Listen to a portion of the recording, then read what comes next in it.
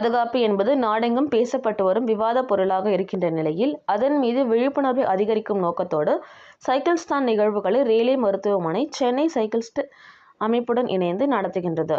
40 kilometre தூரத்திற்கான விடுதலை 40 மற்றும் 125 kilometre தூரத்திற்கான freedom 125 சைக்கிள்ஸ்தான் நிகழ்வுகளில் இம்மாநகரின் பல்வேறு பகுதிகளில் ஏறக்குறைய 500 நபர்கள் பங்கேற்றனர்.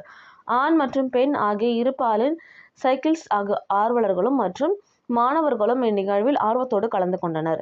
ரேலே மருத்துவமனையின் தலைமை செயல் அலுவலர் டாக்டர் இளங்குமரன் கலியமூர்த்தி, கௌரவ விருந்தினர் டாக்டர் எம்.ஆர். சௌந்தரராஜன், சர்வதேச சைக்கிளிஸ்ட் சிறப்பு விருந்தினர்கள் திருமதி பத்மினி ஜானகி, தலைமை செயல் அலுவலர் மற்றும் இணை நிறுவனர் மைன் அண்ட் மாம் மற்றும் ரேலே மருத்துவமனையின் இன்டர்வென்ஷனல் ரேடியாலஜி பிரிவின் தலைவர் டாக்டர் தீபஸ்ரீ அவர்களும் இணைந்து மருத்துவமனை வளாகத்தில் காலை 5:30 மணியளவில் கொடியசைத்து சைக்கிள்ஸ்தான் நிகழ்வுகளை தொடங்கி வைத்தனர். மருத்துவமனையிலிருந்து புறப்பட்டு பங்கேற்பாளர்கள் மதியம் உணவு நேரத்தில் சைக்கிள்ஸ்தான் தொடங்கிய அதே இடத்திற்கு திரும்பவும் வந்து சேர்ந்தனர். 16 முதல் 70 ஆண்டுகள் வயது பிரிவினை சேர்ந்த பங்கேற்பாளர்கள் அனைவரும் பாதுகாப்பு கவசங்களை அணிந்து இதில் பயணித்தனர்.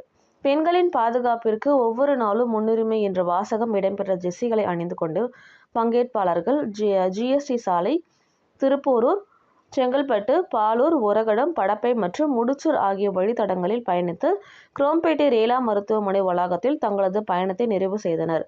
இப்பயண தூரத்தை வெற்றிகரமாக சைக்கிள் மூலம் நிறைவு செய்த பங்கேற்பாளர்களுக்கு அவர்களை கௌரவிக்கும் விதமாக பதக்கங்கள் வழங்கப்பட்டன.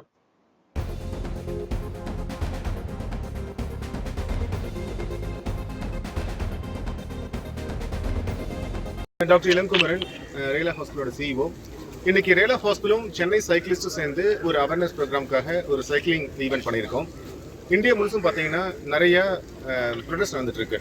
பெண்களுக்கு எதிராக நிறைய வன்முறை நடக்கிறதுனால பல ஸ்டேட்டில் இந்தியா ஃபுல்லாக ப்ரொடெஸ்ட் நடந்துட்டு இருக்கு. எங்களுடைய சார்பாக அந்த அவேர்னஸ் கிரியேட் பண்ணுறதுக்காக இன்னைக்கு இந்த சைக்கிளிங் ஈவெண்ட்டை பண்ணியிருக்கோம். ஸோ என்ன சொல்ல வரோம் அப்படின்னு பார்த்தீங்கன்னா, வீட்லேயும் சரி, வீட்டை விட்டு வெளியே வந்தாலும் சரி, அல்லது ஒரு ஒர்க் பிளேஸில் அல்லது சொசைட்டியில் எங்கே போனாலும் பெண்கள் வந்து சேஃபாக ஃபீல் பண்ணணும். அதுக்கு முக்கியமான நடவடிக்கை என்ன பண்ணணும்னு பார்த்தீங்கன்னா, ஆண்களுடைய மைண்ட் செட்டை மாற்றணும். மைண்ட் செட்டை வந்து நம்ம பெரிய அளவில் அனௌன்ஸ் பண்ணி சொல்லக்கூடாது. குட்டி விஷயமா, இப்போ ஒரு 4 பேர் ஒரு கம்பெனியில் ஒர்க் பண்ணுறாங்கன்னா 2 பேர் ஃபீமேல் இருக்கலாம், 2 பேர் மேல் இருக்கலாம். அந்த 2 மேல் கிட்டையும் நம்ம ஒரு பெண்ணை வந்து பகல் நேரத்தில் கூட எப்படி பார்க்கணும், எப்படி பேசணும், அது மாதிரி கருத்துக்களை சொல்ல ஆரம்பிக்கணும். இன்கேஸ் ஏதாவது தவறு வந்து ஒரு ஆர்கனைசேஷன் நடந்துச்சுன்னா நம்ம ஒரு சேஃப்டியான ஒரு கல்ச்சரை வந்து பெண்களுக்கு நம்ம கிரியேட் பண்ணணும்.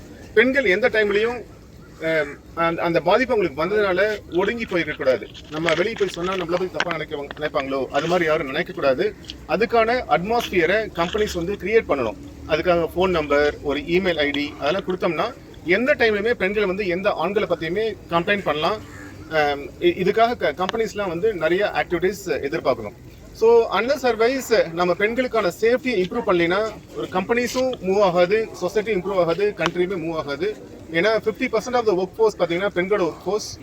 அவங்களுக்கு அந்த சேஃப்டியான என்வரான்மெண்ட் கொடுக்கறதா நம்மளுடைய முதற்கண் நடவடிக்கையாக இருக்கணும். அதுக்கு சொசைட்டியில் ஒரு மைண்ட் செட் சேஞ்ச் வேணும். இந்த விஷயத்தை நம்ம வந்து சாதாரணமாக எடுத்துக்கிட்டு அப்படியே விட்டுறக்கூடாது. இந்த தருணத்தை நம்ம வந்து சீரியஸாக எடுத்துக்கிட்டு ஒரு மேஜர் சேஞ்சை கொண்டு வரது ரொம்ப முக்கியம். அதுக்கு மீடியாவோட ஹெல்ப்பு, பொதுமக்களோட ஹெல்ப்பு ரொம்ப முக்கியம். அதுக்கு தான் எங்கள் அவேர்னஸ் ப்ரோக்ராம் பண்ணியிருக்கோம்.